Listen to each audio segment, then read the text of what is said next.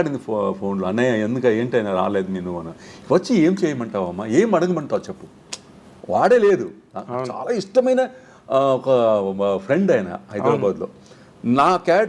నా డేట్ లేదంటే శ్రీహరి గారు లేదంటే ప్రకాష్ రాజ్. అప్పుడు అవును ఇలా వెళ్ళేది.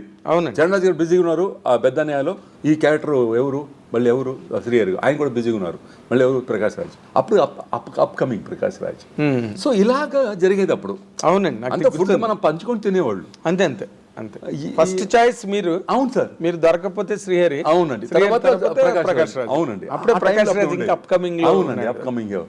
ఆ తర్వాత ప్రకాష్ రాజ్ బాగా చేశారు. శ్రీహరి గారు కూడా బాగా హీరో అయ్యారు. శ్రీహరి కూడా హీరో అయ్యాడు, హీరో అయ్యాడు, క్యారెక్టర్ ఆర్టిస్ట్. అవునండి, అయ్యో బ్యూటిఫుల్ హీరో. సూర్యుడిలో మనం ఇద్దరు చేశామండి ఆ క్యారెక్టర్. ఇద్దరు మనమే ఇద్దరు హీరోలాగా ఉంటాం దాంట్లో. అది హీరోలో ఉండే హీరోలో ఇద్దరు. సో బాలాజీ గారు డైరెక్టర్ గారు శ్రీహరి గారు అబ్బాయి పేరు చెప్పగానే, నేను చేస్తానయా ఈ క్యారెక్టర్, శ్రీహరి కోసం చేస్తాను.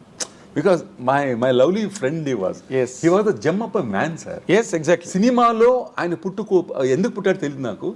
సినిమాలో అలాంటి మనిషిని చూసే చాలా తక్కువ. కరెక్ట్, సినిమాలో అలాంటి మనుషులు ఎదురవడం కష్టం. He's not selfish. ఎస్, ఎప్పుడు అనే ఆయన